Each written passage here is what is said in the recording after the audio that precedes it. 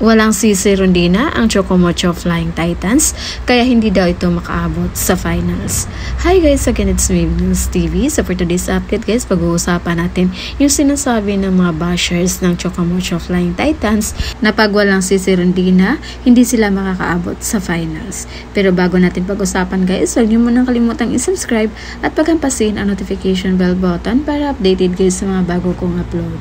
So ayun nga guys, pinag-usapan ngayon ng mga netizens ang mga malalakas na players na nawala sa kanilang mother teams dahil nasa Alas, Pilipinas.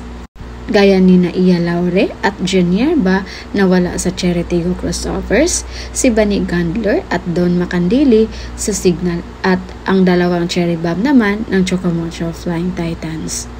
Naayon pa sa kanila, no Rondina, no final appearance ang Chocomocho Flying Titans dahil binuhat lang daw naman ang koponan ng CMFT ni Cici Rondina. Ito kasi yung laging sinasabi ng mga bashers ng CMFT na umaasa lang ang CMFT kay Cici Rondina, kaya malamang na hindi makaabot sa semis or sa finals ang CMFT dahil wala ito.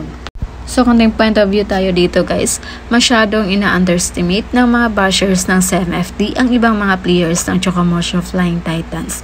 Dahil kung tutuusin, hindi makakagalaw ang isang player kung nag-iisa lang siya sa loob ng court.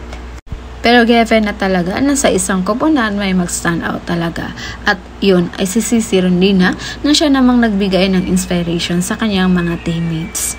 Hindi ibig sabihin na pag wala si Cici Rondina, hindi na makaabot sa semifinals or sa finals ang Chocomocho Flying Titans. Pero tiwala naman tayo na magagawan niya ng paraan ng mga coaches at may mga players din na mag-step up. At alam din naman natin na gagawin din nila ang lahat para maipanalo ang bawat laro. At malamang nasa mga isip ng ibang mga players na dapat gawin nila ang lahat para maging proud sa kanila si Cici Rondina. At para mapatunayan din sa kanilang mga bashers na kaya nila kahit wala si Cici Rondina. So yun naman na yung pa-update natin guys. And again, this is News TV. Thank you for watching.